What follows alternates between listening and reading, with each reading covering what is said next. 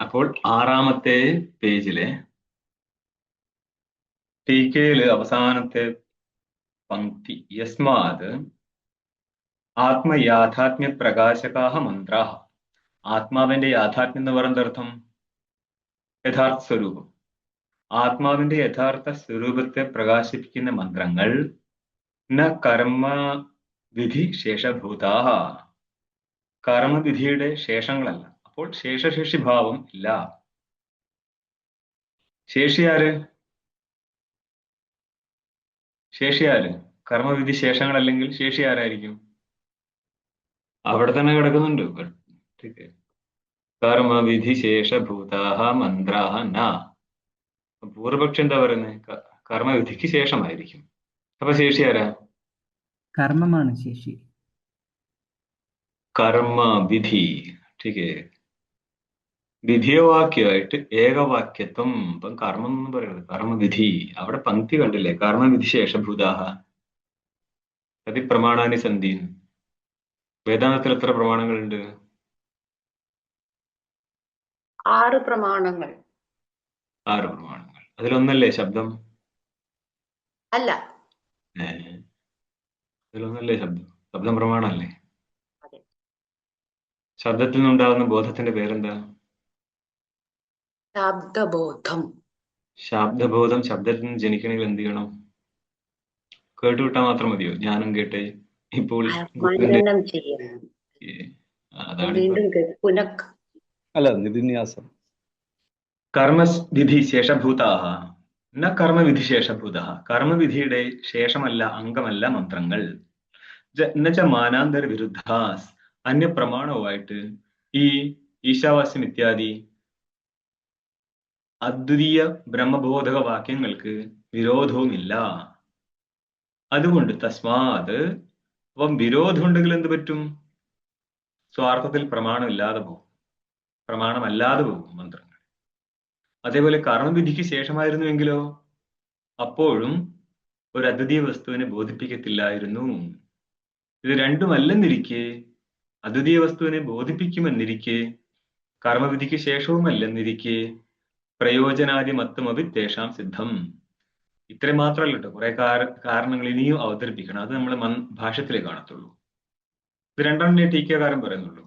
ഇത് കർമ്മവിധിക്ക് ശേഷവുമല്ല, മാനാന്തര വിരോധവുമല്ല, വിരുദ്ധവുമല്ല. അതുകൊണ്ട് പ്രയോജനം, അധികാരി വിഷയ സംബന്ധ പ്രയോജനം, ഇവയെല്ലാം തന്നെ ഈ ഗ്രന്ഥത്തിനുള്ളതിനാൽ, ഗ്രന്ഥം ഉദ്ദേശിച്ചത് മന്ത്രത്തിനുള്ളതിനാൽ ഇനി അതിനെ വ്യാഖ്യാനം ചെയ്തേ പറ്റത്തുള്ളൂ. പ്രയോജനാദിമത്വമൊക്കെ തേഷാം സിദ്ധമിത്യാഹ. ഇനി ഭാഷ്യം കണ്ടോ. തസ്മാത് എന്ന് പറഞ്ഞാൽ തസ്മാതിന് എന്താ അർത്ഥം ചെയ്യണം? മുമ്പ് പറഞ്ഞു, കർമ്മത്തിൽ അധികാരി എന്നുള്ളത് കാമിയാണ്. അതേപോലെ കർമ്മത്തിന്റെ ആധികാരികതയെക്കുറിച്ച് പൂർവമീമാംസയുടെ 6-ാം അധ്യായത്തിൽ പറഞ്ഞിട്ടുണ്ട്. അവനാണ് അവിടുത്തെ അധികാരി. ഇവിടെയുള്ള അധികാരി കാമിയല്ല. ठीक അദ്വിതീയ ബ്രഹ്മബോധം വഴി മുക്തനാവാൻ ഇച്ഛിക്കുന്നവനാണ് ഇവിടുത്തെ അധികാരി. അധികാരി ഭിന്നമായതിനാൽ അതിന്റെ വിഷയവും ഭിന്നമാണ്.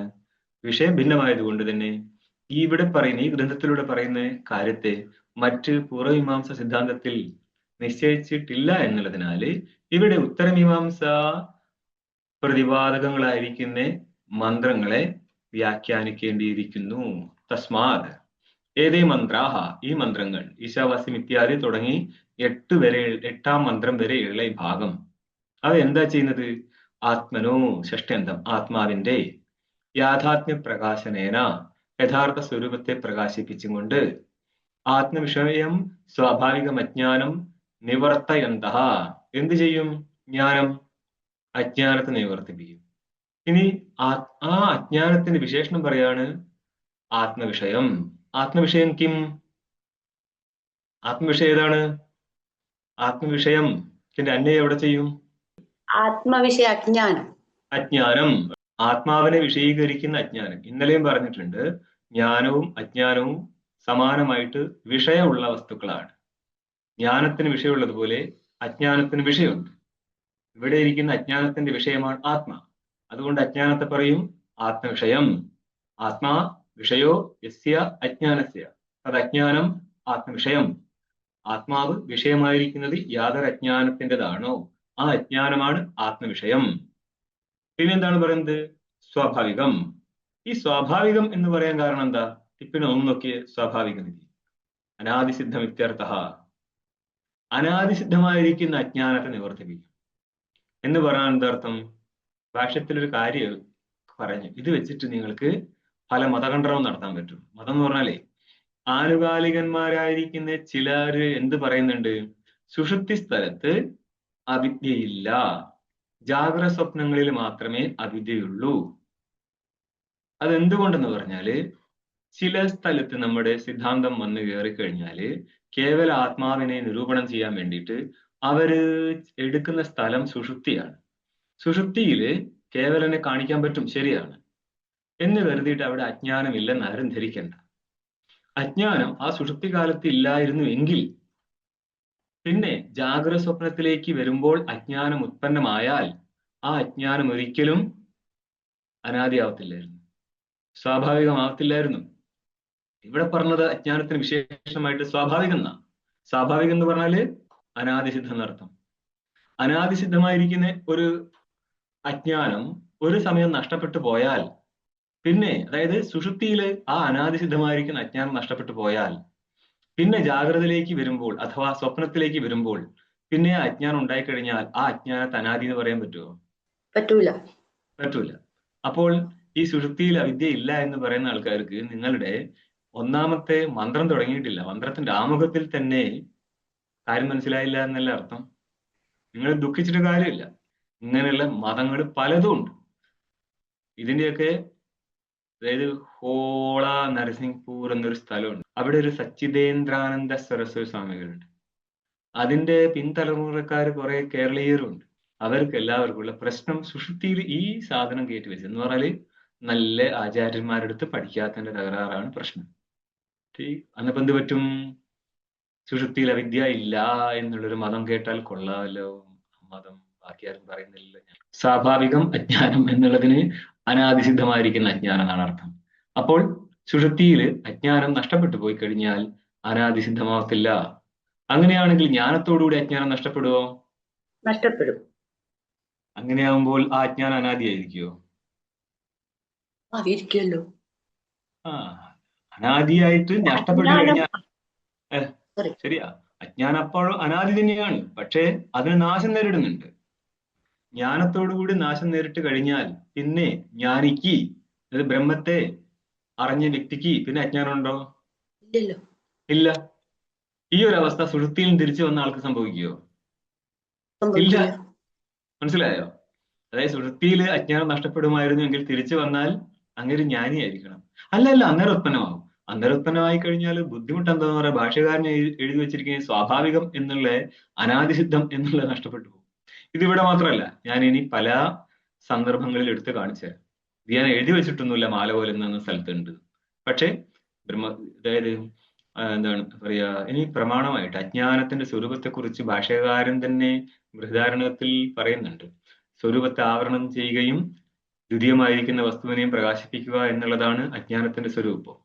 അതേപോലെ തന്നെ ഇനിയിപ്പോ ചാന്തോക്യത്തിലാണെങ്കിൽ പറയും, ആഹരഹർ ഗച്ഛന്നതി, സുഷുപ്തിയിലേക്ക് എല്ലാ ദിവസവും ജീവൻ പരമാത്മാവുമായിട്ട് ഏകത്വം പ്രാപിച്ചിട്ട് പോലും ന വിദുഹു സതി സമ്പദ്യാമഹേതി, അവരാരും തന്നെ അറിയുന്നില്ല ഞങ്ങൾ സത്തായിരിക്കുന്ന ബ്രഹ്മത്തെ പ്രാപിച്ചിരിക്കുന്നു എന്ന്. എന്തുകൊണ്ട് അറിയാത്തെ? അവിദ്യ അവിടെ നഷ്ടപ്പെട്ടു പോയിരുന്നെങ്കിൽ അറിയേണ്ടതല്ലേ. മനസ്സിലായോ? ഇത് നഷ്ടപ്പെടത്തില്ല കുഞ്ഞുങ്ങളെ. ബീജനിദ്ര യുദ്ധപ്രാജ്ഞ എന്ന് നിങ്ങൾക്ക് മാണ്ഡവ്യത്തിൽ കാണാം. ഇത് ഇങ്ങനെയൊക്കെ തെളിവുണ്ടായിട്ടും എന്തോ ठीक ഇനി ഇവിടെ നിങ്ങൾക്ക് സ്പഷ്ടത ഇല്ല എങ്കിൽ നിങ്ങളുടെ മൊത്തം വേദാന്തം ഫെയിലാ. കാരണം ഇതുമായിട്ട് ബന്ധപ്പെട്ടിട്ടാണ് മൊത്തം കെട്ടുപിടിഞ്ഞ് കിടക്കുന്നത്. ठीक അവിടെ വെച്ചിട്ട് പല അന്വയം ചെയ്യേണ്ടതാണ്. ഒരു സ്ഥലം ഫെയിൽ ആയാല് ബാക്കി എല്ലാ സ്ഥലത്തും ഫെയിൽ വരും. അതുകൊണ്ട് ശ്രദ്ധിച്ചോളുക. സ്വാഭാവികമജ്ഞാനം നിവർത്തയന്തഃ, നിവർത്തിപ്പിക്കുന്ന ആര്? മന്ത്രാഹ, മന്ത്രങ്ങൾ.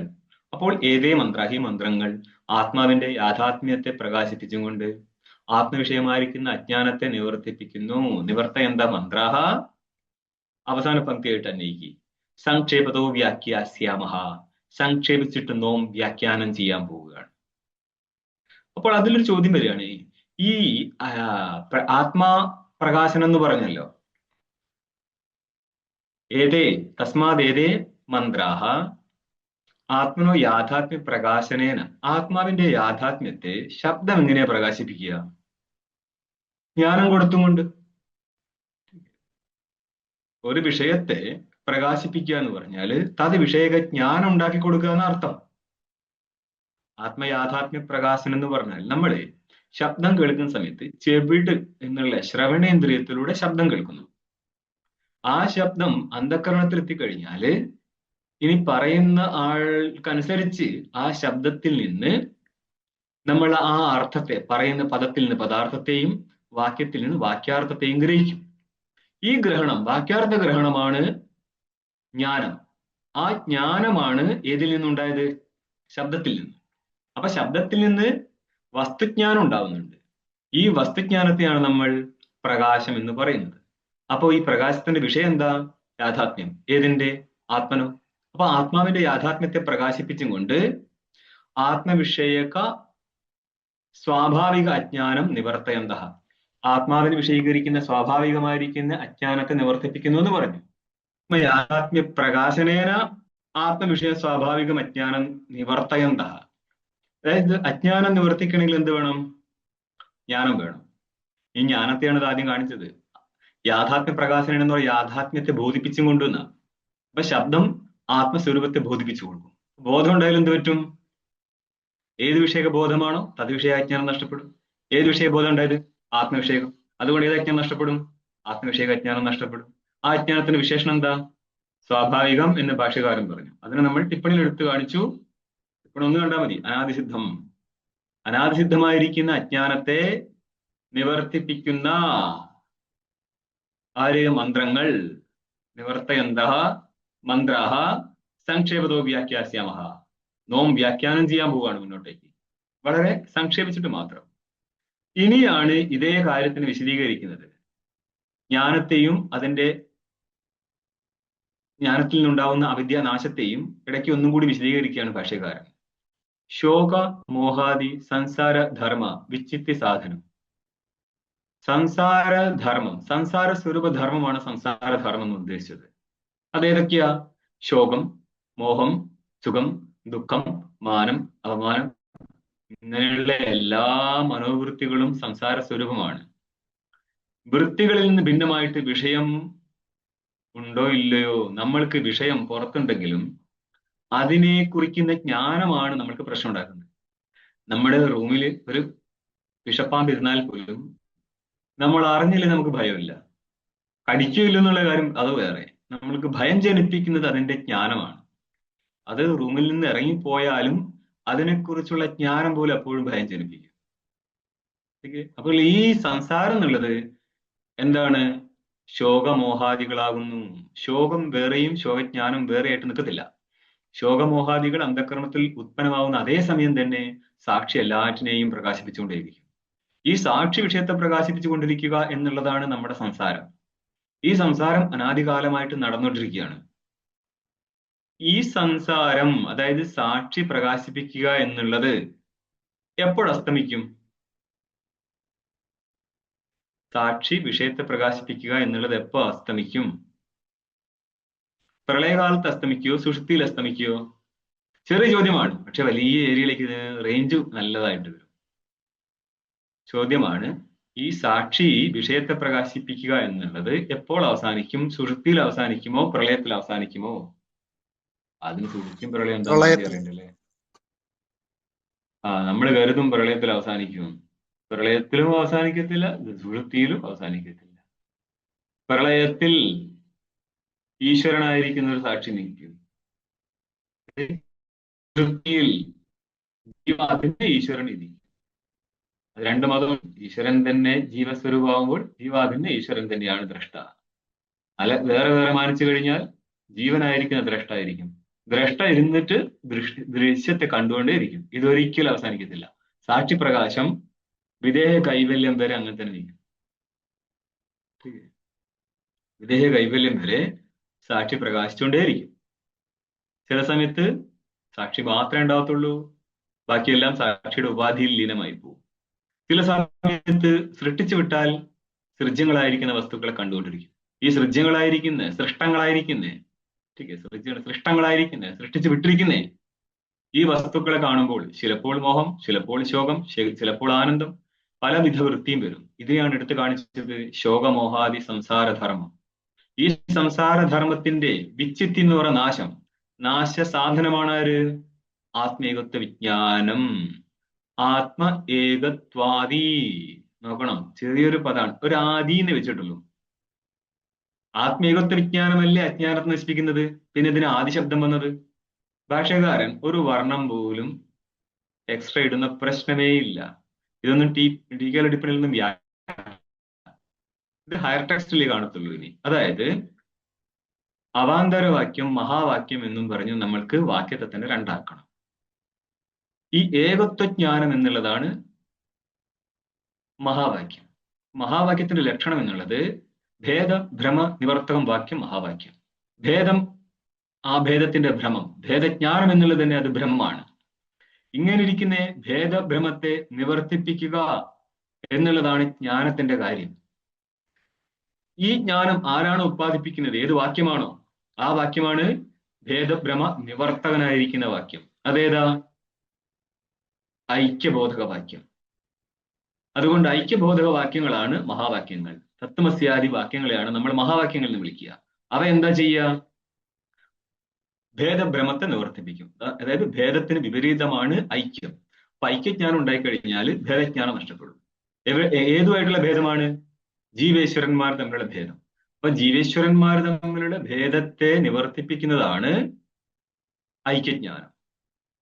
ഇത്രയും അല്ല, ഈ ഒരു ഐക്യജ്ഞാനത്തിന്റെ മുന്നേ അവാന്തരവാക്യങ്ങളിൽ നിന്ന് ജീവന്റെയും പരമാത്മാവിന്റെയും ബോധം ഉണ്ടാവും. അവിടെ തന്നെ രണ്ട് വിധത്തിൽ മാറും. അതായത് ജീവന്റെ തന്നെ വിശിഷ്ട ജീവനെ ബോധിപ്പിക്കുന്ന അവാന്തരവാക്യമുണ്ട്, ശുദ്ധജീവനായിരിക്കുന്ന കൂട്ടസ്ഥനെ ബോധിപ്പിക്കുന്ന അവാന്തരവാക്യമുണ്ട്. ഇങ്ങനെ രണ്ട് വാക്യങ്ങൾ. ഇനി ഈശ്വരന്റെ കാര്യത്തിലാണെങ്കിൽ വിശിഷ്ടനായിരിക്കുന്ന ഈശ്വരനെ മാത്രം ബോധിപ്പിക്കുന്ന അവാന്തരവാക്യമുണ്ട്, ഈശ്വരന്റെ ശുദ്ധഭാവമായിരിക്കുന്ന ബ്രഹ്മത്തെ ബോധിപ്പിക്കുന്ന അവാന്തരവാക്യമുണ്ട്. സ്വരൂപബോധകം വാക്യം അവാന്തരവാക്യം. സ്വരൂപത്തെ മാത്രമേ ബോധിപ്പിക്കത്തുള്ളൂ, ഐക്യത്തെ ബോധിപ്പിക്കത്തില്ല. ആ സ്വരൂപത്തിന്റെ ജ്ഞാനം ഭേദഭ്രമ നിവർത്തകമല്ല. അതുകൊണ്ടാണ് ഗീതയിൽ ഭാഷ്യകാരൻ പറയുന്നത് കേവല ആത്മജ്ഞാനം കൊണ്ട് മാത്രം അജ്ഞാനം നഷ്ടപ്പെടത്തില്ല, നഷ്ടപ്പെടുമായിരുന്നുവെങ്കിൽ സാഖ്യാദികൾക്ക് സംഭവിച്ചേനേ. എന്നപ്പോൾ കേവല ബ്രഹ്മജ്ഞാനമല്ല, മറിച്ച് ജീവബ്രഹ്മ ഐക്യജ്ഞാനമാണ് അജ്ഞാനത്തെ നശിപ്പിക്കുന്നത്. അപ്പോൾ ഇവിടെ ഏകത്വാദി എന്നുള്ളത് ഏകത്വജ്ഞാനം, ഇത് മഹാവാക്യജ്ഞാനമാണ്. അതേപോലെ എന്ത് വേണം? അവാന്തരജ്ഞാനം. ജീവന്റെയും ഈശ്വരന്റെയും വിശിഷ്ടനും ശുദ്ധനുമാരായിരിക്കുന്ന രണ്ട് നാല് വിധത്തിലുള്ള ജ്ഞാനം, അതിൽ നിന്നാണ് ഇനി ഐക്യജ്ഞാനം ഉണ്ടാവുന്നത്. ഈ ഐക്യജ്ഞാനത്തെ ഉത്പാദയന്തി ആരാ ഉത്പാദിപ്പിക്കുന്നേ? മന്ത്രാഹ. അപ്പോൾ എങ്ങനെ ഉന്നയിക്കണം? ആത്മയാഥാത്മ്യ പ്രകാശനേന ആത്മവിഷയം സ്വാഭാവികം അജ്ഞാനം നിവർത്തയന്ത മന്ത്രാഹ. അങ്ങനെ പോയാൽ മതി. ആത്മാവിന്റെ യഥാർത്ഥ സ്വരൂപത്തെ ബോധിപ്പിച്ചുകൊണ്ട് അതിന് വിപരീതമായിരിക്കുന്ന അജ്ഞാനത്തെ നിവർത്തിപ്പിക്കുന്ന മന്ത്രങ്ങൾ ശോകമോഹാദി സംസാര വിച്ഛിത്തിക്ക് നാശത്തിന് സാധനമായിരിക്കുന്ന ആത്മൈകത്വജ്ഞാനത്തെ ഉത്പാദിപ്പിക്കുന്നു. ഈ ആത്മൈകത്വജ്ഞാനത്തെയാണ് ആദ്യം എടുത്തങ്ങ് കാണിച്ചത് പ്രകാശനേന എന്നുള്ളത്. അപ്പൊ വിശദീകരണം കൊടുത്തിരിക്കുകയാണ്. എന്നിരിക്കെ അപ്പൊ എന്തൊക്കെ പറഞ്ഞു? ഇവിടെ ഒരു പ്രമാണമുണ്ട്, ഈശാവാസ്യം മുതൽക്കുള്ള. ഇവയിൽ നിന്ന് ആത്മാവിന്റെ ഏകത്വജ്ഞാനം ഉണ്ടാവും. ഈ ഐക്യജ്ഞാനം നമുക്ക് ഫലമാണ്. അതേപോലെ തന്നെ അതിൽ നിന്നുണ്ടാവുന്ന സംസാര വിച്ഛിത്തി നാശം, അതും നമുക്ക് ഫലമാണ്. ഇവിടെ പറയുന്ന ആത്മീകത്വമാണ് വിഷയം. ആ ഫലത്തെ ആരാണ് ഇച്ഛിക്കുന്നത്? അവനാണ് അധികാരി. പ്രതിപാദ്യമാണ് ഇവിടുത്തെ സംബന്ധം. അപ്പോൾ ഇത്രയും പറയുന്നതോടുകൂടെ എന്ത് സിദ്ധിക്കും? ഇത്യേവം, ഇപ്രകാരം ഉക്ത അധികാരി അഭിധേയ സംബന്ധ പ്രയോജനാൻ മന്ത്രാൻ പറയപ്പെട്ടിരിക്കുന്ന രീതിയിലുള്ളിരിക്കുന്ന ഏവം ഉക്താധികാരി പറയപ്പെട്ടിരിക്കുന്ന അധികാരി അഭിധേയം. അഭിധേയം എന്ന് പറഞ്ഞാല് ഐക്യമാണ് ഇവിടുത്തെ അഭിധേയം. അഭിധാനം എന്ന് പറഞ്ഞ ശബ്ദം, അഭിധാനത്തിന്റെ വിഷയമാണ് അഭിധേയം, വിഷയം എന്നർത്ഥം. പിന്നെന്താ? സംബന്ധം, പ്രതിപാദക രൂപ സംബന്ധം. പ്രയോജനാൻ, രണ്ട് വിധത്തിലെ പ്രയോജനം ഉണ്ടാവും. അവാന്തര പ്രയോജനവും മുഖ്യ പ്രയോജനമുണ്ട്. അത് ടീക്കയിൽ കാണാം. ഇങ്ങനെ പ്രയോജനാൻ മന്ത്രാൻ, ഇങ്ങനെ അധികാരി വിഷയ സംബന്ധ പ്രയോജനങ്ങളോട് കൂടെ ഇരിക്കുന്ന ഈ മന്ത്രങ്ങളെ, ദ്വിതീയ ബഹുവചനമാണ്, അതായത് 1 മുതൽ 8 വരെ ഇരിക്കുന്ന ഈ മന്ത്രങ്ങളെ സംക്ഷേപതോ വ്യാഖ്യാസ്യാമഹ, സംക്ഷേപിച്ചിട്ട് നോം വ്യാഖ്യാനം ചെയ്യാൻ പോകും. ടിപ്പണി ഉണ്ടല്ലോ, ഒന്നാമത്തെ ടിപ്പണി, 6-ാം പേജിന്റെ ഒന്നാമത്തെ ടിപ്പണി കുറച്ചുകൂടി മുന്നോട്ട് നോക്കിയോ. എന്താ പറയുക? സ്വാഭാവികം അർത്ഥം പറയാണ് അനാദിസിദ്ധ വിദ്യാർത്ഥ. ബാക്കി ഭാഗം ഇപ്പോൾ പറഞ്ഞിരിക്കുന്ന അധികാര വിഷയ സംബന്ധ പ്രയോജനത്തെ വിശദീകരിച്ചു തരികയാണ്. അജ്ഞാനം നിവർത്തയന്തഃ ഇത്യാദി തഥാച ആത്മേകത്വാദി വിജ്ഞാന ഉത്പത്തി അജ്ഞാന നിവൃത്തിശ്ച മന്ത്രാണാം അവാന്തരം പ്രയോജനം. കോമേട്ടോ, അവാന്തരം എന്ന് പറഞ്ഞാല് അമുഖ്യം, മധ്യവർത്തി എന്നൊക്കെയാണ് അർത്ഥം. മുഖ്യ പ്രയോജനമായിട്ടില്ല, അതിന് മുന്നേ ഉള്ള പ്രയോജനത്തെയാണ് അവാന്തരം പ്രയോജനം എന്ന് പറയുന്നത്. അജ്ഞാന നിവൃത്തി. വാക്കിൽ എന്തുണ്ടാവും? ആത്മേകത്വാദി വിജ്ഞാനം. വിജ്ഞാനം ഉണ്ടായാൽ എന്ത് പറ്റും? അജ്ഞാന നിവൃത്തി. ഇതാണ് മന്ത്രങ്ങളുടെ അവാന്തര പ്രയോജനം. മധ്യവർത്തി എന്ന് പറയുന്ന ഗൗണ പ്രയോജനം. അപ്പൊ മുഖ്യ പ്രയോജനം എന്താ? ശോകാദി സംസാര ഉച്ചിസ്തു പരമം. ശോകാദി സംസാരത്തിന്റെ നാശമാണ് പരമമായിരിക്കുന്ന പ്രയോജനം. ഏതിന്റെ പ്രയോജന? മന്ത്രാണാം എന്ന് പറഞ്ഞ മന്ത്രങ്ങളുടെ, മന്ത്രാണാം അവാന്തരം പ്രയോജനവും. പിന്നെയാണ് ശോകാദി സംസാര നാശമാണ് പരമമായിരിക്കുന്നത്. പരമം, അതിന് പൊക്കത്തെഴുത്, പരമം പ്രയോജനം, പരമമായിരിക്കുന്ന പ്രയോജനമാണ്. ലീപ്സുരധികാരി, ലീപ്സ എന്ന് പറയുക ഇച്ഛ, ലീപ്സു എന്ന് പറയുക ഇച്ഛുഹു, അതിനോടുള്ള ഇച്ഛയുള്ളവൻ. ഏത്? സംസാര ഉച്ചിത്തിയുടെ ഇച്ഛ. അതേപോലെ അജ്ഞാന നിവൃത്തിയും ആത്മേകത്വ വിജ്ഞാനത്തിനും ആർക്കാണോ ഇച്ഛയുള്ളത് അവനാണ് ഇവിടത്തെ അധികാരി. മറ്റാരും ഇതിലേക്ക് വരണ്ട, അവർക്ക് അവരുടെ ഇഷ്ടത്തിനനുസരിച്ച് മറ്റു ഗ്രന്ഥ പഠനം നടത്തട്ടെ എന്നുള്ളത് കൊണ്ടാണ് ഇവിടുത്തെ അധികാരിയെ പറയുന്നത്. ഇല്ല ഞങ്ങൾ ഇതും പഠിക്കും അതും പഠിക്കും. എന്താ പ്രശ്നം? അധികാരിണ പ്രതിനിധി ജനകോ വേദ. ഇതിൽ അധികാരിക്ക് മാത്രമേ ഇവിടെ പറഞ്ഞിരിക്കുന്ന കാര്യത്തിന്റെ ബോധം ഉണ്ടാകത്തുള്ളൂ. ബാക്കിയെല്ലാം വെറുതെ പഠിക്കാമെന്ന് മാത്രം. അത്രേ ഉള്ളൂ. ഓരോരുത്തരുടെ ഓരോ കാര്യത്തിന്റെ അധികാരി വേറെയാണ്. ഇനി നമ്മൾ ഇന്നലൊരു കാര്യം പറഞ്ഞ സമയത്ത് ഞാൻ പറഞ്ഞിരുന്നു, ഇവിടെ എന്താണ് 5-ാമത്തെ പേജിൽ 2-ാമത്തെ പങ്ക്തി വന്നപ്പോൾ സാമാന്യമായിട്ട് പറഞ്ഞു വിട്ടതാണ്. ഇവിടെ കാറ്റഗറി ചെയ്യാൻ പോവുകയാണ്. പക്ഷെ അവിടെ നിങ്ങൾക്ക് കാണായിരുന്നു എന്ത്? ദ്വിജാതിരഹം ഇതി യോ മന്യതയെന്ന് അന്വയിക്കുന്നത്. നിങ്ങളുടെ ഈ ഗ്രന്ഥം, വേദം പോകുന്നത്, വേദാന്തവും പോകുന്നത് മൊത്തത്തിൽ ജാതി അധിഷ്ഠിതമായിട്ട് മാത്രമാണ്. അല്ലാതെ ഇല്ല ഞങ്ങളുടെ ഗ്രന്ഥത്തിൽ ജാതിയൊന്നുമില്ല, ആർക്കും പഠിക്കാൻ ഇല്ല, ജാതിയിൽ നിന്ന് മാത്രമാണ് സംസാരിക്കത്തുള്ളൂ, വേദം മൊത്തവും കെട്ടിവെച്ചിരിക്കുന്ന ജാതിയിലാണ്. എന്നാൽ ആ ജാതി അടിസ്ഥാനത്തിൽ ആരെയും പഠിപ്പിച്ചു കൊടുത്തത് മനസ്സിലാവത്തില്ല. അതുകൊണ്ട് തന്നെ ഇത് എഴുതിയ ആൾക്കാരുടെ ഒരു ഭ്രമം മാത്രമായിരുന്നു. ഒരു കാലത്ത് അങ്ങനെ ആയിരുന്നേ. അതായത് പറയത്തില്ലേ, ജിസ്കാ ലാട്ടി ജിസ്കാ ബാൻസ്. ഒരു രാജ്യം ഇപ്പം നോക്കുകയാണെങ്കിൽ സോഷ്യൽ കാര്യത്തിൽ നോക്കിയ ഒരു രാജ്യം, അതിന്റെ ഇപ്പോൾ നമ്മളുടെ ഡോളർ, പെട്രോൾ ഡോളർ, അതിനെ വെച്ച് നോക്കിക്കഴിഞ്ഞാൽ ബാക്കി എല്ലാ രാജ്യത്തിനും അതിനനുസരിച്ച് നിന്ന് കൊടുക്കണ്ടേ? എന്തുകൊണ്ട് തകർക്കാൻ പറ്റുന്നില്ല? അതായത് ആരുമായിട്ടാണ്? UAE ആയിട്ട് അല്ലെ എഗ്രിമെന്റ്, പെട്രോൾ ഡോളർ. അത് അവസാനിച്ചു. എന്നിട്ടും എന്തൊരു പിടിപാടാണ് ഡോളർ. എന്താ ചെയ്യാൻ പറ്റുന്നുണ്ടോ? ഇതുപോലെയാണ് ഒരു കാലത്ത് ആരുടേതാണോ കൺട്രോൾ, ആ കൺട്രോളിനനുസരിച്ചാണ് സൊസൈറ്റി നീങ്ങിയത്. എന്നാൽ ഗ്രൗണ്ട് റിയാലിറ്റി എങ്ങനെയാണോ വെച്ചാൽ അങ്ങനെയേ അല്ല. ഇവിടെ വിജാതിക്ക് ഇത് മനസ്സിലാവുമായിരുന്നുവെങ്കിൽ ശങ്കരാചാര്യരുടെ പിള്ളേർ പരസ്പരം തമ്മിൽ തല്ലുകൂടലായിരുന്നു. മനസ്സിലായിട്ടായിരുന്നു. ഗ്രൗണ്ട് റിയാലിറ്റിയാണ് പറയുന്നത്. ഇവര് പരസ്പരം തല്ലുകൂടിയിട്ട് നീ ഗൃഹസ്ഥനാണ്, നീ അവനെ എഴുതിയാൽ ശരിയാകത്തില്ലെന്നും പറഞ്ഞിട്ട് ബാക്കിയുള്ള 3 പേര് ശങ്കരാചാര്യ പിരികേറ്റിട്ടാണ് പഞ്ചപാലിക സുരേശ്വരാചാര്യരുടെ കയ്യിൽ നിന്ന് അടിച്ചു മാറ്റുന്നത്. ബോധം ഉണ്ടായിട്ടായിരുന്നു? ബ്രഹ്മബോധം കൂടിപ്പോയതിന്റെ തകരാറായിരുന്നു.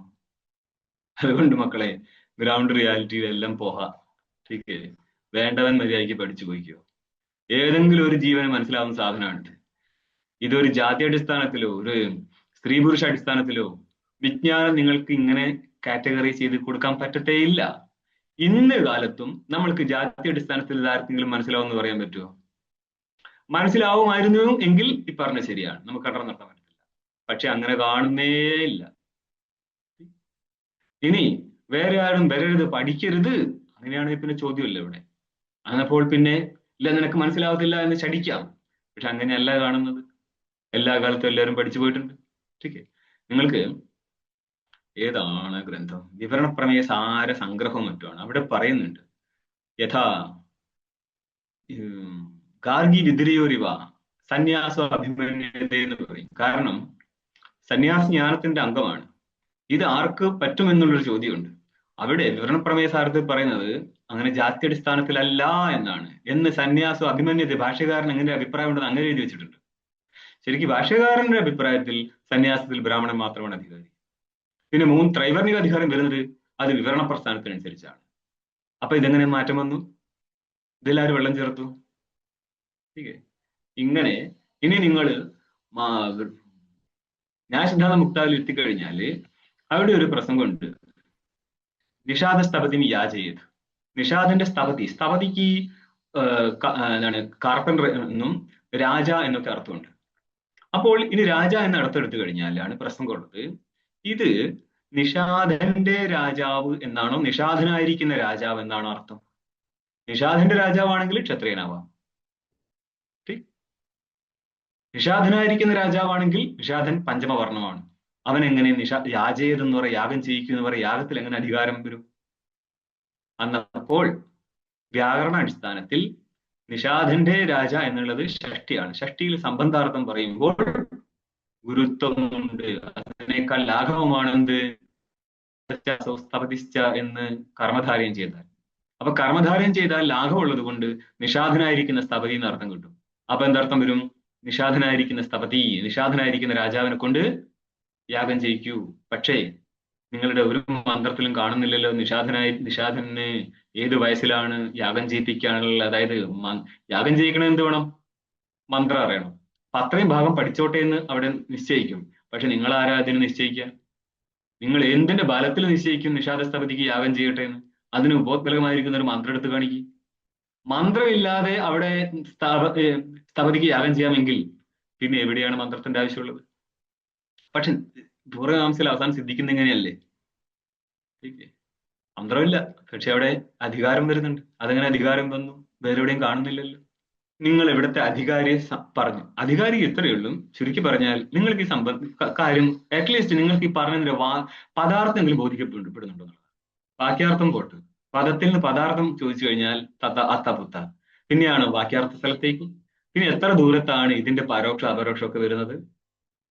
പദത്തിൽ നിന്ന് സാമാന്യമായിട്ട് പോലും ബോധം ഉണ്ടാവുന്നില്ല. എന്തുകൊണ്ടാ? ഇതാണ് അധികാരിയുടെ വ്യത്യാസം. ഒരാൾക്കൊരു കാര്യം പറഞ്ഞു കൊടുത്ത് കഴിയുമ്പോൾ ചിലർക്ക് ചില കാര്യം പെട്ടെന്ന് മനസ്സിലാവും. അവരവിടെ ചോദിക്കും, ഉത്തരം കണ്ടെത്തും. അവനാണ് യഥാർത്ഥ അധികാരി. അല്ലാതെ നിങ്ങൾക്ക് ഒരു അധികാരി ഇവിടെ കാണാൻ പറ്റില്ല. അത് ഏത് ഫീൽഡിലും അങ്ങനെ തന്നെയാണ്.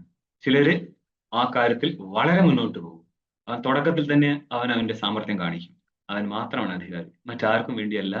എല്ലാ ശാഖയും അങ്ങനെ തന്നെയാണ്.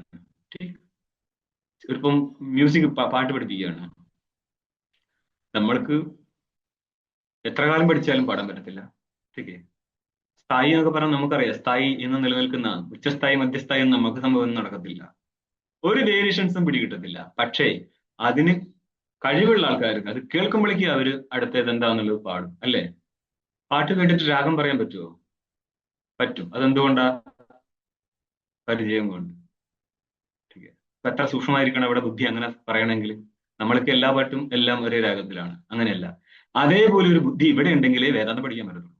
അവനാണ് ഇവിടുത്തെ അധികാരി. ഇത്ര ആലോചിച്ചാൽ മതി. ആർക്കാണോ കേവലനായിരിക്കുന്ന പരമാത്മാവിനെ കുറിച്ച് പറയുമ്പോൾ ചിലർ പറയും കണ്ണിൽ വെള്ളം. കണ്ണിൽ വെള്ളം പറഞ്ഞിട്ട് കാര്യമൊന്നുമില്ല, ബോധം ഉണ്ടാവുന്നുണ്ടോ എന്നുള്ളതാണ് വിഷയം. ഓക്കെ, കണ്ണിൽ വെള്ളം എന്നറിയാന്ന് പറഞ്ഞാൽ അവൻ അതിനോടുള്ളൊരു ഭക്തി മാത്രമാണ്. അതൊന്നും ഇവിടെ ഒരു ഗുണമില്ലാത്ത സാധനമാണ്. ഭക്തനല്ലാതിരിക്കുക എന്നുള്ളത് നല്ല കാര്യമാണ്. കാരണം ഇവിടെ എല്ലാറ്റിനെയും മിഥ്യ എന്ന് പ്രഖ്യാപിച്ചിട്ട് കേവലം ബ്രഹ്മത്തെക്കുറിച്ച് ആലോചിക്കുന്ന സ്ഥിതിയാണ്. അവൻ ആരോട് ഭക്തി? അല്ല, ഗുരുഭക്തി വേണ്ടേ? ഗുരു പറഞ്ഞു അങ്ങനെ ഗുരുഭക്തി വേണം ശിഷ്യാണ്. ഗുരു ആരോടാ പറയുക? അപ്പോഴും നമ്മുടെ ഈ ഗുരുക്കന്മാർ പൊക്കി പിടിച്ചുകൊണ്ടിരുന്ന സാധനമാണ് എന്ത്? ഞാൻ ഉണ്ടാവുന്നത് വരെ ഞാൻ ഉണ്ടായിട്ടോ? അല്ല, ഞാൻ ഉണ്ടായാലും ഗുരു തന്നെയാണ്. അങ്ങനെ ഒരു ഗുരു പറയുന്നുണ്ടെങ്കിൽ അങ്ങനെ ആദ്യം പുറത്താക്കുക. എന്തുകൊണ്ടാ? ശിഷ്യനെക്കാട്ടും കൂടിയ ടീമാണിത്. ശിഷ്യന് അല്പം അജ്ഞാനമുള്ളൂ, ഇത് പൂർണ്ണ അജ്ഞാനിയാണ്. കാരണം മോനെ, നീ ജ്ഞാനിയാണെങ്കിലും അജ്ഞാനിയായിരിക്കുന്ന ഈ ഗുരു തന്നെയാണടാ, നമസ്കരിച്ചിട്ട് പോയാൽ മതി എന്നുള്ളൊരു ആഗ്രഹമാണ്. ഈ ആഗ്രഹം ഉണ്ടെങ്കിൽ ശിഷ്യൻ ഒരിക്കലും വച്ചുപിടിക്കത്തില്ല. കാരണം ഗുരു പറഞ്ഞു കൊടുക്കേണ്ടത്, മോനെ നീയും ഞാനും എല്ലാം കൽപ്പിതമാണ്, നീയേ ഇല്ല എനിക്ക്, പിന്നെ നിന്നോട് എന്നിൽ ശ്രദ്ധിക്കാൻ ഞാനെന്തിനു പറയണം? നിനക്ക് ആ ക്വാളിറ്റി ഉള്ളത് കൊണ്ടല്ലേ എൻ്റെ അടുത്ത് വന്നത്, നീ പഠിച്ചു മുന്നേറിക്കും, എത്രയുള്ള കാര്യം. ആരാണോ ഭേദം ശടിക്കുന്നത് അവനൊരിക്കലും അഭേദ ബുദ്ധി ഉണ്ടാകുന്നില്ല. സിമ്പിൾ, വളരെ സിമ്പിൾ പരിപാടി അതൊക്കെ. രണ്ടും രണ്ട് ധ്രുവത്തിലിരിക്കുന്ന സാധനമാണ്. ഇനി നിങ്ങൾ ഇത്രയും കഴിഞ്ഞല്ലോ, അടുത്ത 7ാമത്തെ പേജിൽ ടീക്ക് എന്ന് നോക്കിയോ. വ്യാഖ്യേത്വം ഉക്ത്വ കസ്യ വ്യാഖ്യേത്വം, വ്യാഖ്യാനത്തിന്റെ വിഷയമാണ് വ്യാഖ്യേയം, വ്യാഖ്യാനം ചെയ്യപ്പെടേണ്ടത് എന്നർത്ഥമുണ്ട്. അപ്പോൾ ഈ മന്ത്രങ്ങൾ വ്യാഖ്യാനം ചെയ്യപ്പെടേണ്ടതാണ് എന്ന് ഉക്ത്വ പറഞ്ഞിട്ട്, പ്രതിപദം, ഏതിന്റെ? മന്ത്രത്തിന്റെ ഓരോരോ പദത്തെയും നമ്മൾ വ്യാഖ്യാനിക്കാൻ പോവുകയാണ്. എന്താണ്? വ്യാജഷ്ടേ, വ്യാഖ്യാനിക്കുന്നു. പ്രതിപദം വ്യാജഷ്ടേ. ആരാ വ്യാഖ്യാനിക്കുന്നത്? ഭാഷ്യകാരൻ. ഏതിനെ വ്യാഖ്യാനിക്കും? മന്ത്രത്തെ. അപ്പൊ ഭാഷ്യത്തിന്റെ അർത്ഥം എന്താ? ഭാഷ്യം കിം? സൂത്രാർത്ഥോ വർണ്യന്തേ യത്ര വാക്യം സൂത്രാർത്ഥോ സൂത്രസ്യാർത്ഥോ വർണ്യതേ യത്ര, സൂത്രാണാം വർണ്യതേ യത്ര വാക്യൈഹി സൂത്രാനുസാരിഭിः. ഇവിടെ സൂത്രമല്ല, ഇവിടെ മന്ത്രം രണ്ട് വിധത്തിൽ വരും. മന്ത്രാർത്ഥോ വർണ്യതേ യത്ര വാക്യൈഹി മന്ത്രാനുസാരിഭിः സ്വപദാനിച വ്യാജഷ്ടേ ഭാഷ്യം ഭാഷ്യവിദോ. അല്ലെങ്കിലോ സൂത്രാർത്ഥോ വർണ്യതേ യത്ര വാക്യൈഹി സൂത്രാനുസാരിഭിः സ്വപദാനിച വ്യാജഷ്ടേ ഭാഷ്യം ഭാഷ്യവിദോ വിദുഃ. ഇതൊക്കെ കുറച്ച് ദിവസം മുന്നേ പറഞ്ഞത്, എല്ലാ ദിവസവും ഇത് പറച്ചിലല്ലല്ലോ പണി. അന്നപ്പോൾ ഇവിടുത്തെ ഭാഷ്യകാരൻ വ്യാഖ്യാനം ചെയ്യാൻ പോവുകയാണ് ഏതിനെ? ഈ മന്ത്രത്തെ. അപ്പൊ ആദ്യം മന്ത്രം കാണാം. ചൊല്ലേണ്ട ആൾക്കാർക്ക് കൂടെ ചൊല്ലാം. ഓം. ഈ ഓം എന്നുള്ളത് മന്ത്രത്തിന്റെ ഭാഗമല്ലേ. തുടക്കത്തില് അത് സാമ്പ്രദായികമായിട്ട് എഴുതി പിടിപ്പിക്കുന്നത് മാത്രം, ഇത് മന്ത്രത്തിന്റെ ഭാഗമേ അല്ല. ഈശാവാസ്യമിദം സർവം യത്കിഞ്ച ജഗത്യാം ജഗത് തേന ത്യക്തേന ഭുഞ്ജീഥാ മാ ഗൃധഃ കസ്യ സ്വിദ്ധനം. ഈശാവാസ്യം ഇദം സർവം. ഇദം സർവം, എന്ത് സർവം? യത്കിഞ്ച, അതെന്തായാലും. എവിടെയാണത് നിങ്ങൾ പറയുന്നത്? ജഗത്യാം. ജഗത്യ എന്നുള്ളത് പൃഥ്വ്യ എന്നർത്ഥം പറയും, പക്ഷെ പൃഥ്വി എന്നല്ല, ഈ ലോകത്തെ, മൊത്തം ലോകത്തിൽ. എന്ത് ജഗത്ത് എന്ന് പറയാ? സർവം ജഗത്തിനെ അർത്ഥമുള്ളൂ. ജഗത്യാം ജഗത്, ഈ ലോകത്തിലുള്ള എല്ലാം തന്നെ. അതിനെയാണ് സർവം യത്കിഞ്ചിത് എന്നുള്ളത് കൊണ്ട് പറഞ്ഞത്. ഈ ലോകത്തിരിക്കുന്ന എല്ലാ വസ്തുക്കളും എന്താക്കപ്പെടണം? ഈശാവാസ്യം. ഇവിടുത്തെ ഈശ എന്നുള്ളത് ഈശഹ ഈശു ഈശാഹ എന്ന് വന്ന ഈശേനായി പോകുന്നു. ഇവിടെ ഈട്ട് എന്നുള്ള പ്രാതിപ ഈട്ട് ഈശോ ഈശഹ എന്ന രൂപം ഉണ്ടാക്കാൻ പറ്റും. ഈശോ ഈശോ ഈശഹ, അതിന്റെ തൃതീയ ഏകവചനമാണ് ഈശ. ഓക്കെ, ഇത് എല്ലായിടും കഴിഞ്ഞാൽ കിട്ടത്തില്ല. ഈട്ട് എന്നുള്ള പ്രാതിപതികമാണ്. അതിൽ നിന്ന് ഉണ്ടായ തൃതീയ ഏകവചനത്തിലാണ് ഈശ, ഈശ്വരനാൽ. വാസ്യം, വസുധാതു ആച്ഛാദനാർത്ഥത്തിലും വരും, നിവാസാർത്ഥത്തിലും വരും, പിന്നെ സ്നേഹമോഹാദി അർത്ഥത്തിലും ചുരാദി ഗണത്തിലും വരുന്നുണ്ട്. നമ്മൾക്ക് ഇവിടെയുള്ള വാസ്യം എന്നുള്ളത് വസ ആച്ഛാദനേ എന്നുള്ള ധാതുവിൽ നിന്നാണ്. ഓക്കെ, വസ ആച്ഛാദനെ അദാദി ഗണത്തിലാണ്. അതായത് നിങ്ങൾക്ക് 10 ഗണം കാണാം. ഓക്കെ, വാത്തദാദി ജുഹോത്യാദി എന്ന് പറഞ്ഞിട്ട് നിങ്ങൾക്ക് ലഘുവിൽ തന്നെ തുടങ്ങുന്നത്. അപ്പോൾ ഇവിടെ വാസ്യം എന്ന് പറഞ്ഞാൽ ആച്ഛാദനീയം, ഈശ്വരനാൽ ആച്ഛാദനീയം, ആച്ഛാദനം ചെയ്യപ്പെടണം. എന്ത്? ജഗത്തിലുള്ള എല്ലാ വസ്തുക്കളും എന്ന് പറഞ്ഞാൽ ഈ മൊത്തം ജഗത്തിനെയും മൊത്തം പ്രപഞ്ചത്തെയും മൊത്തം സംസാരത്തെയും എന്താക്കണം? ഈശ്വരനാൽ മൂടപ്പെടണം. ഇപ്പോൾ ഉള്ള ആൾക്കാർ പറയുന്നില്ലേ പ്രപഞ്ചം എക്സ്പാൻഡ് ചെയ്തു പോകുക എന്നുള്ള ഒരു തിയറി ഉണ്ട്. ഇതെവിടെ എക്സ്പാൻഷൻ നടക്കുന്നത്? അത് പ്രപഞ്ചത്തിന്റെ ഭാഗമാണല്ലയോ? അതെ. അപ്പൊ അത്ര ആലോചിച്ചിട്ടല്ലേ എക്സ്പാൻഷൻ തിയറി പറയുന്നുള്ളൂ. ഈശാവാസ്യം ഇദം സർവം. ഇദം സർവം, ഈ ജഗത്ത് മൊത്തം ഈശ്വരനാൽ മൂടപ്പെടണം. അതെങ്ങനെയാ? കയറിന്റെ ബുദ്ധിയാൽ സർപ്പബുദ്ധി മൂടപ്പെടണം. അപ്പോൾ ഏതിനെന്തായിട്ട് കാണുമ്പോഴാണ് സർപ്പബുദ്ധി മൂടപ്പെടുന്നത്? കയറിനെ സർപ്പമായിട്ട് കാണുന്നു. ആഹാ, ഇല്ലല്ലോ. കയറിനെ കയറായിട്ട് കാണുന്നു. കയറിനെ കയറായിട്ട് കാണുമ്പോഴാണ് കയറിലെ സർപ്പബുദ്ധി മൂടപ്പെടുന്നത്. ഇതെന്തൊരു ഉത്തരാണ് ഈശ്വര! എങ്ങനെ ഈ എന്താണ്? അപ്പോൾ കയറിനെ കയറായിട്ട് കാണുമ്പോൾ കയറിലെ സർപ്പബുദ്ധി നഷ്ടപ്പെട്ടു. അപ്പൊ മൂടുക എന്ന് പറഞ്ഞാൽ, അതായത് ഒരു വസ്തുവിനെ മറ്റൊരു വസ്തുവിനാൽ മൂടുമ്പോൾ, ഒരു ഘടത്തെ തുണി കൊണ്ട് മൂടിയാൽ പിന്നെ തുണിയെ കാണപ്പെടത്തുള്ളൂ, ഘടം കാണപ്പെടത്തില്ല. ഇതേപോലെ എന്ത് ചെയ്യാനാ പറയുന്നത്? നമ്മൾക്ക് ഈ കാണുന്ന സംസാരം ഉണ്ടല്ലോ, ഈ ഘടപടാതി മാത്രമല്ല, ഞാൻ സുഖി, ഞാൻ എന്നുള്ള ബുദ്ധി പോലും പരമാത്മ ബുദ്ധിയാൽ മൂടണം എന്നാ പറയുന്നത്. അതിന്റെ അർത്ഥം എന്തായിരിക്കും? ഞാൻ എന്നുള്ള ശരീരത്തിൽ അഹംബോധം നഷ്ടപ്പെടുത്തിക്കൊണ്ട് ഞാൻ കേവല പരമാത്മ എന്നുള്ള ബുദ്ധിയിൽ നിൽക്കണം എന്നാ പറയുന്നത്. അത് ഈശ്വരൻ പോലും അല്ല ഇവിടത്തെ. ഈശ എന്നുള്ളതിന് അർത്ഥം ശുദ്ധ പരമാത്മ ബുദ്ധിയ എന്നാണ് ഉദ്ദേശിച്ചത്. ടീക്കേ, ശുദ്ധ പരമാത്മാവായിരിക്കുന്ന കേവലന്റെ ബുദ്ധി നിലനിർത്തുമ്പോൾ ജഗത്തിന്റെ ബുദ്ധി നഷ്ടപ്പെട്ടു പോകും. ഇതിനെയാണ് എന്ത് പറയുന്നത്? ഈശാവാസ്യം. ഈശ്വരനാൽ ജഗത്തിന്റെ ബുദ്ധി മൂടപ്പെടണം. എന്നിട്ട് എന്ത് ചെയ്യണം? ഇങ്ങനെ ഒരു ഈശ്വര ഭാവന ഉണ്ടായിക്കഴിഞ്ഞാൽ പിന്നെ അവന് മറ്റൊന്നിലും അധികാരമില്ല. ഇത് പറയാട്ടെ, ഇത് അപരോക്ഷ ബ്രഹ്മാവര വൃത്തി എത്തിയിട്ടില്ല. അതിന്റെ മുന്നെയാണ് ബാക്കി വിധാനം ചെയ്യാൻ പോകുന്നത്. അതായത് നിങ്ങളുടെ കർമ്മകാന്ഡം കഴിഞ്ഞു, ഉപാസനാകാന്ഡം കഴിഞ്ഞു, അവിടെ ശാസ്ത്ര അധ്യയനം നടത്തുമ്പോൾ അവൻ സാമാന്യമായിട്ട് മനസ്സിലാവുകയാണ് ഇവിടെ കേവലനായിരിക്കുന്ന ഒരു ബ്രഹ്മമേ ഉള്ളൂ, അത് ഞാൻ തന്നെയാണ്. ഈ ബുദ്ധിയാല് അന്യ എല്ലാ ബുദ്ധിയും മാറ്റപ്പെടണം എന്ന് പറഞ്ഞാൽ നിങ്ങൾ എപ്പോഴും കേവല പരമാത്മ ബുദ്ധിയിൽ ഇരിക്കണം എന്നാണ് ഈ പറഞ്ഞത്. ഇങ്ങനെ കേവല പരമാത്മ ബുദ്ധിയിൽ ഇരുന്നിട്ട് എവിടെ എത്തണം? അപരോക്ഷ ബ്രഹ്മാകാരത്തിലേക്ക് പോകണം. ഈ അപരോക്ഷ ബ്രഹ്മാകാരത്തിനും പരോക്ഷ ബ്രഹ്മാകാരത്തിനും ഇടയിൽ നിങ്ങൾക്ക് കർത്തവ്യമായിട്ട് എന്താ ഉള്ളത്? സന്യാസം.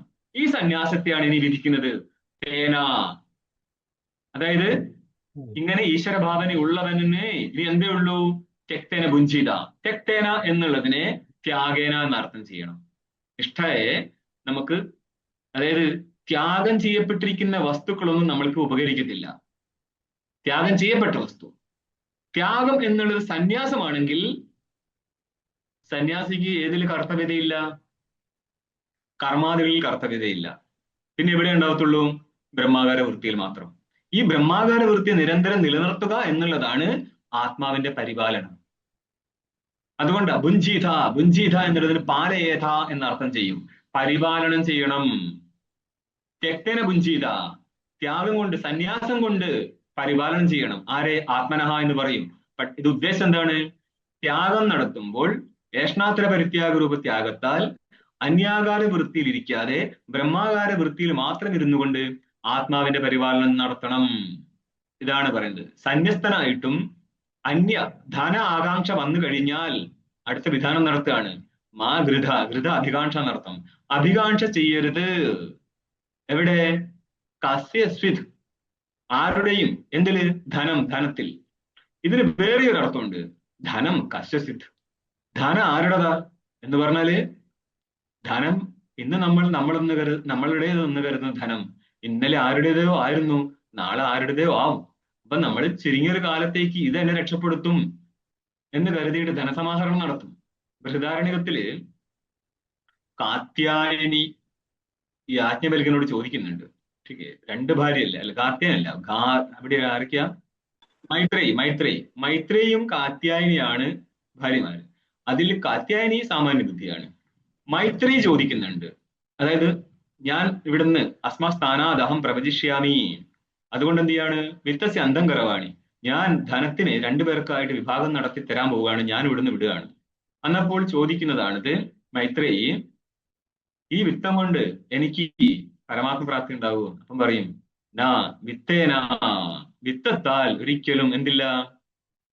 അമൃതത്വസ്യ ആശാനാസ്തി എന്ന് പറയും, അമൃതത്വ പ്രാപ്തി ഉണ്ടാകത്തില്ല. അതുകൊണ്ട് എന്താണ് ഇവിടെ വന്നത്? ധനം കശസിദ്ധ്, ധനം ആരുടേതാ? ഇനി ആരുടെയും ധനം സ്വസ്യവാ എന്ന് ഭാഷത്തിൽ കാണാം, തൻ്റെതായാൽ പോലും എന്ന് പറഞ്ഞാല് തനിക്ക് ചിലപ്പോൾ ധനം ഉണ്ടാവാം, അതിൽ പോലും മാ ഗൃഥ. കാരണം അത് അന്നം ആരുടേതാ? അന്നം വിശപ്പുള്ളവനുള്ളതാ. പക്ഷെ അത് അംഗീകരിച്ചു കൊടുക്കോ? അന്നം എന്റേതല്ലേ, ഞാനല്ലേ നിങ്ങൾക്ക് തന്നത് എന്നാണ് പലപ്പോഴും ബുദ്ധി, അല്ലേ? അല്ല, അന്നം കഴിച്ചവൻ്റെതാണ്, അവൻ വന്ന് കഴിച്ചു എന്ന് നമ്മൾക്ക് ആ ഒരു ബുദ്ധി ഉണ്ടെങ്കിൽ ശരിയാണ്, പറഞ്ഞതെല്ലാം നമ്മൾക്ക് അനുകൂലമാണ്. അതുകൊണ്ട് ഓരോരോ സ്ഥലത്ത് പോലും നമ്മൾക്ക് ചിന്തിച്ചേ പറ്റത്തുള്ളൂ. വലിയ പാടാണ് ഈ ബ്രഹ്മാകാര വൃത്തിയിലെത്താൻ. കാരണം ജഗദാശേഷം മിഥ്യ എന്ന് മാനിക്കുമ്പോൾ തനിക്കായിട്ട് ഒന്നും അവശേഷിക്കത്തില്ല. അതുകൊണ്ട് തന്നെയാണ് ഈ വീട് വിട്ടവൻ ആശ്രമം എന്ന് പറയാൻ കാരണം മുഖ്യ പഠന പാഠനം നടക്കുന്ന സ്ഥലം ആശ്രമമായത് തന്നെ ഉള്ളൂ. ഓക്കെ, നിങ്ങളിപ്പോ നോർത്ത് ഇന്ത്യയിലേക്ക് വന്നു കഴിഞ്ഞാൽ ഇതിന്റെ പരിപാടികളുണ്ട്. അങ്ങനെയുള്ളവൻ എപ്പോഴാണോ കയ്യിലുള്ളതും വിട്ട് കേവല ബ്രഹ്മാകാര വൃത്തിയിൽ ആശ്രമത്തിലും അല്ലാതിരിക്കുന്നത്, ആ സമയം മാത്രമേ ഈ പറഞ്ഞിരിക്കുന്ന അപരോക്ഷ ബ്രഹ്മാകാര വൃത്തി വരത്തുള്ളൂ. ഇനി ഇരുന്നാൽ പോലും അവന് തന്റെ ആശ്രമെന്നോ പരന്റെ ആശ്രമെന്നോ ഒരു ബോധം ഉണ്ടാകത്തില്ല. കാരണം നിരന്തര ബ്രഹ്മാകാര വൃത്തിയിലിരുന്നു. അതുകൊണ്ട് അവനെ സംബന്ധിച്ച് ആ ധനം പോലും ധനമല്ല. അതുകൊണ്ടാണ് സ്വസ്യവ എന്ന് പറഞ്ഞത്. മനസ്സിലായോ? താൻ ഇടുന്നൊരു സ്ഥലം അത് തൻ്റെതാണെന്ന് അഭിമാനിച്ചു. പക്ഷേ ഇന്ന് അവൻ പറഞ്ഞത് ആരുടേതോ അതായത് ശരീരത്തിൽ പോലും ആത്മാഭിമാനം നടത്താൻ തയ്യാറല്ലാത്ത ആള്. എന്തുകൊണ്ടാ? കേവലം ബ്രഹ്മമാണെന്ന് ഞാൻ ബ്രഹ്മമാണെന്ന് അനുസന്ധാനം ചെയ്യാൻ ഇഷ്ടപ്പെട്ടിട്ട് ശരീരത്തിൽ ആത്മാനുസന്ധാനത്തെ കളയാൻ ഇച്ഛിക്കുന്ന ആള് ശരീരത്തിൽ ഭിന്നമായിരിക്കുന്ന തന്റെ മറ്റു ധനത്തിൽ എങ്ങനെയാണ് ഘൃത ചെയ്യുക, അഭികാംക്ഷ ചെയ്യുക? പാടില്ല എന്ന് പിന്നെയും വിധിക്കുകയാണത്. ഓക്കെ, ഇങ്ങനൊരു സാധ്യത വന്നാൽ പോലും ചെയ്തേക്കരുത് എന്നാണ് ഈ പറയുന്നത്. അപ്പോൾ ഇതിന്റെ വ്യാഖ്യാനം നമുക്ക് നാളെ ചെയ്യാം. സ്വാമിജി, ഇപ്പൊ ജ്ഞാനത്തിന് സന്യാസം ആവശ്യമായ ഒരു കാര്യം തന്നെയാണോ? അത് അപ്പം അവര് പൂർവപക്ഷി ചോദിക്കും, വീട്ടിൽ ഇരുന്ന് ജ്ഞാനം കിട്ടിയാല് എന്താ തകരാറ്? ഒരു തകരാറും ഇല്ല. അപ്പൊ ഗൃഹസ്ഥനോ? ഇല്ല, ജ്ഞാനിയാണെങ്കിൽ അവൻ ഗൃഹസ്ഥനല്ല. ഗൃഹസ്ഥനിട്ട് ജ്ഞാനി അർത്ഥമില്ല. അതെന്താ അങ്ങനെ? ഗൃഹസ്ഥാശ്രമത്തിന് അങ്കനാശ്രമം എന്നൊരു പേര് തന്നെ ഇല്ലേ? അങ്കന, അറിയത്തില്ല കേട്ടോ. അങ്ങനെയോട് കൂടെ ഇരിക്കുന്നവർ ആണ്, അങ്ങനെയോട് കൂടെ ഇരിക്കണം എങ്കിൽ ഗൃഹസ്ഥനാവത്തുള്ളൂ. അതായത് പറയുന്നത് അനാശ്രമിനത്തിഷ്ഠേതിച്ച ക്ഷണമതീന, അനാശ്രമായിട്ടിരിക്കാൻ പാടില്ല. പക്ഷേ അനാശ്രമി ആയിരുന്നാൽ കുഴപ്പമൊന്നുമില്ല, സന്യാസത്തിൽ അവസാനിക്കുന്നു എങ്കിൽ. അനാശ്രമീവ, അത്യാശ്രമീവ, നിരഗ്നികോവ, സാത്നികോവ എല്ലാവരും എടുത്തിട്ട് പറയുന്നുണ്ട്. ഓക്കെ, അതായത് ഓരോരുത്തരുടെ പ്രാരംഭത്തിനപ്പുറം പോകത്തില്ലല്ലോ. അതുകൊണ്ടാണ് എല്ലാവരെയും കൂട്ടിയിട്ട് അവസാന സന്യാസത്തെ കൊണ്ട് കെട്ടിക്കൊടുക്കുന്നത്. സന്യാസത്തിൽ അവസാനിച്ചാൽ ഇതിനെല്ലാം എന്താണ് സാർത്ഥകതയുണ്ട്. ഇല്ല, അങ്ങനെ ഇരിക്കാൻ പാടില്ല. അപ്പൊ ഗൃഹസ്ഥൻ എന്ന് പറഞ്ഞാൽ എന്താ? സപത്നികമാണ്. പത്നിക്ക് അന്നം കൊടുക്കാതെ ഭർത്താവായിട്ടിരിക്കാൻ പറ്റുമോ? പറ്റത്തില്ലല്ലോ. അപ്പൊ ഈ അന്നസമാഹരണം എന്ന് പറഞ്ഞു കഴിഞ്ഞാൽ ധനസമാഹരണത്തോടു കൂടിയേ നടക്കത്തുള്ളൂ. അപ്പൊ ധനസമാഹരണത്തിന് പോയവൻ എവിടെ നിന്നാണ് ബ്രഹ്മകാര വൃത്തിക്ക് വേണ്ടിയുള്ള പരിശ്രമം നടത്താൻ പറ്റുക? അതുകൊണ്ടാണ്. അതല്ലാതെ കാറ്റഗറി വരില്ല. അന്യാകാര വൃത്തിയില്ലാതെ ബ്രഹ്മാകാര വൃത്തി വരുത്താനാണ് സന്യാസം പറഞ്ഞിരിക്കുന്നത്. അപ്പൊ നിങ്ങൾ തിരിച്ചു ചോദിക്കുക, നിങ്ങളെ സന്യാസാശ്രമം നടക്കുന്നുണ്ടോ? അതുകൊണ്ടാണ് ഞാൻ പറഞ്ഞത് സന്യാസാശ്രമവും ലുപ്തമായി പോകുന്ന ഇതിന്റെ പേരില്ല. എന്ന് പറഞ്ഞാല് പാഠനത്തിനെ പറ്റിയ സങ്കേതമാണ് സന്യാസാശ്രമം. പക്ഷെ പഠിച്ചെടുത്തവൻ വെളിയിൽ ഇറങ്ങിക്കഴിഞ്ഞാൽ ഇത് വർക്കൗട്ട് ആകത്തുള്ളൂ. അല്ലെങ്കിൽ അത്രയും പുണ്യം വേണം. ഇങ്ങനെ ആ ആശ്രമത്തിൽ ഇരുന്നിട്ടും തന്റെ ശരീരത്തിൽ അസ്തിത്വമില്ലാത്തതുപോലെ ആ ആശ്രമത്തിനോടും സംബന്ധമില്ലാതെ ജീവിച്ചു പോകുന്നവരും ബ്രഹ്മാകാര വൃത്തിയിൽ മാത്രം ഇരിക്കാനുള്ള ഒരു സാമർത്ഥ്യം ഉണ്ടെങ്കിൽ ശരിയാണ്. ഇങ്ങനെ ഒരാൾ ഗൃഹസ്ഥയിൽ ഇരിക്കുന്നുവെങ്കിൽ അവൻ ഗൃഹസ്ഥനല്ല. ഭാഷകാരൻ പറയുന്നുണ്ട് പിന്നെ ഗാർഹസ്ഥ എവിടെ നിന്ന് കയറി വന്നു. മനസ്സിലാവുന്നുണ്ടോ? അതായത് വീട്ടിൽ ഇരുന്നാൽ എന്നൊരു ചോദ്യം എവിടുന്ന് വന്നു എന്നാണ് ചോദ്യം. അപ്പൊ ഇതിനോട് മൊത്തം കൊണ്ട് വീട്ടിലിരിക്കുക എന്നുള്ളൊരു പ്രശ്നം വരുന്നത്. അവിടെ ആരാളുള്ളത്? വീടിൽ ആരുമില്ല, താൻ ഒറ്റയ്ക്ക് ഇരിക്കുകയാണ്. അവനെ ഗൃഹസ്ഥനെ വിളിക്കാൻ പറ്റുമോ? പറ്റത്തില്ല. ഗൃഹസ്ഥന് കർത്തവ്യമുണ്ട്. അവിടെ അഗ്നിഹോത്രാദി കർമ്മമുണ്ട്. അത് ഏതെങ്കിലും ഗൃഹസ്ഥനാവത്തുള്ളൂ. ആ കർമ്മം ബ്രഹ്മകാര വൃത്തിക്ക് പ്രതിബന്ധകനാണ്. അതുകൊണ്ടാണ് അത് വിട്ടിങ്ങോട്ട് വാന്ന് പറയുന്നത്. ഇവിടെ എല്ലാവരും വിളിച്ചു കയറ്റുന്നില്ലല്ലോ. അധികാരിയെ കുറിച്ച് പറഞ്ഞില്ലേ, ഇത്ര ഉണ്ടെങ്കിൽ മാത്രമേ അധികാരി ആവുന്നുള്ളൂ. ഇത്രയേ ഉള്ളൂ. ചുരുങ്ങിയ പക്ഷത് മനസ്സിലാവുന്നുണ്ടോ എന്നുള്ളതാണ്. അല്ലാണ്ട് സന്യസിച്ചു ഞാൻ അധികാരിയ എന്ന് പറയുന്നതിലും വലിയ കാര്യമൊന്നുമില്ല. ഇവിടെ പറയുന്ന കാര്യം മനസ്സിലാവുന്നേ ഇല്ലെങ്കിൽ പിന്നെ എങ്ങനെയാണ് ബ്രഹ്മാകാര വൃത്തിയിൽ നിൽക്കാൻ പറ്റുക? ഓക്കെ, അപ്പം ഗൃഹസ്ഥൻ ഇത്രയും പഠിച്ചെടുക്കാൻ പറ്റുന്നു എന്നുള്ള വലിയ കാര്യം കേട്ടോ. അത് ചുരുങ്ങി കാണാൻ പറ്റത്തില്ല. എന്നാലും ഗൃഹസ്ഥ സന്യാസി എന്നുള്ള പദപ്രയോഗം നടത്തിയേക്കരുത്. ഗൃഹസ്ഥനായിരിക്കും സന്യാസി, സന്യാസിയായിരിക്കുന്ന ഗൃഹസ്ഥൻ നിലവിലില്ല. ആ 6 പ്രമാണങ്ങളെ ചോദ്യം ചോദിച്ചത് മനസ്സിലായില്ല, അതൊന്ന് പറയുമോ ഒന്നുകൂടെ? അത് എത്ര പ്രമാണം ഉണ്ടെന്നാണ്? പ്രത്യക്ഷം, അനുമാനം, ആഗമം, ഉപമാനം, അർത്ഥാപത്തി, അനുപലബ്ധി എന്നിങ്ങനെ 6 പ്രമാണം ഉണ്ടാവും. പ്രത്യക്ഷം, അനുമാനം, ഉപമാനം, ആഗമം. അർത്ഥത്തിന് ബ്രേക്കത്തിൽ ശബ്ദം കിട്ടോ, ശബ്ദ, പ്രത്യക്ഷത്തിന് താഴെ ഒരു ഒരു ഏരോ ഇട്ടിട്ട് പ്രത്യക്ഷം എഴുതും. കാരണം പ്രത്യക്ഷത്തിൽ ജനിക്കുന്ന ജ്ഞാനത്തിന്റെ പേരും പ്രത്യക്ഷം തന്നെയാണ്. അനുമാനത്തിന്റെ താഴെ ഏരോ ഇട്ടിട്ട് അനുമതി എഴുതും. അനുമാനത്തിൽ നിന്ന് അനുമതി ഉത്പന്നമാവും. ഉപമാനത്തിന് താഴെ ഉപമിതി ഉത്പന്നമാവും. അർത്ഥജ്ഞാനം ഉപമിതിയാണ്. ഉപമാനത്തിന്റെ ശബ്ദത്തിൽ നിന്ന് ഉപമിതി അല്ലേ? ഉപമിതി ഉപമാനത്തിൽ നിന്ന് ഉപമിതി. ഉപമിതി. ശബ്ദത്തിൽ നിന്ന്, അതായത് ആഗമത്തിൽ നിന്ന് ശാബ്ദം ഉത്പന്നമാവും, ശാബ്ദബോധ. പിന്നെന്താ? അർത്ഥാപത്തിയിൽ നിന്നും ഉണ്ടാകുന്ന ജ്ഞാനത്തിന്റെ പേരും അർത്ഥാപത്തി എന്നാണ്. പ്രത്യക്ഷത്തിനും അർത്ഥാപത്തിക്കും സമാന സ്വഭാവമാണ്. എന്ന് പറഞ്ഞാല് പ്രമാണത്തിനും പ്രമേയക്കും ഒരേ പേരാ ഉണ്ടാവുക. പിന്നെന്താ? അനുപലബ്ധിക്ക് താഴെ ഏറോ മാർക്കിട്ടിൽ എഴുതുക അഭാവജ്ഞാനം. നൈയായികന് അഭാവജ്ഞാനം പ്രത്യക്ഷമാണ്. വേദാന്തിക്ക് അഭാവജ്ഞാനം അനുപലബ്ധി പ്രമാണ ഗമ്യമാണ്. അനുപലബ്ധി എന്നുള്ള പ്രമാണത്തിൽ നിന്നാണ് അഭാവജ്ഞാനം ഉണ്ടാകുന്നത്. ഇത് വലിയൊരു കാര്യമാണ്. മുന്നോട്ടേക്ക് പോയിട്ട് പല സ്ഥലത്ത് ഖണ്ഡനത്തിന് വേണ്ടി ഉപയോഗിക്കുന്ന സാധനമാണ്. അനുപലബ്ധി എന്നുള്ള പ്രമാണം വേണം, അല്ലാണ്ട് പ്രത്യക്ഷം വഴി നടക്കും. മോളിൽ പറഞ്ഞ ആറെണ്ണത്തിൽ നിന്ന് ഉൽപ്പന്നമാവുന്ന വസ്തുക്കളല്ലേ താഴെ പറഞ്ഞ ആറെണ്ണം? അതെ. ഉത്പന്നമാവുന്ന ജ്ഞാനം മൊത്തം 6 പ്രമാണമായതുകൊണ്ട് അതിൽ നിന്ന് ഉത്പന്നമാവുന്ന ജ്ഞാനത്തെ പ്രമ എന്ന് പറയും. പ്രമാണം ഇവ തമ്മിൽ ജോഡി ചെയ്ത് വെക്കുക. ഓം പൂർണ്ണമദഃ പൂർണ്ണമിദം പൂർണ്ണാത് പൂർണ്ണമുദച്യതേ പൂർണ്ണസ്യ പൂർണ്ണമാദായ പൂർണ്ണമേവാവശിഷ്യതേ. ഓം ശാന്തി ശാന്തി ശാന്തി. ശങ്കരം ശങ്കരാചാര്യം കേശവം ബാദരായണം ഭാഷ്യകൃതൗ വന്ദേ ഭഗവന്തൗ പുനഃ പുനഃ. ഈശ്വരോ ഗുരുരാത്മേതി മൂർത്തിഭേദവിഭാഗിനെ വ്യോമവത് വ്യാപ്തദേഹായ ദക്ഷിണാമൂർത്തയേ നമഃ. ഓം ശാന്തി ശാന്തി ശാന്തി.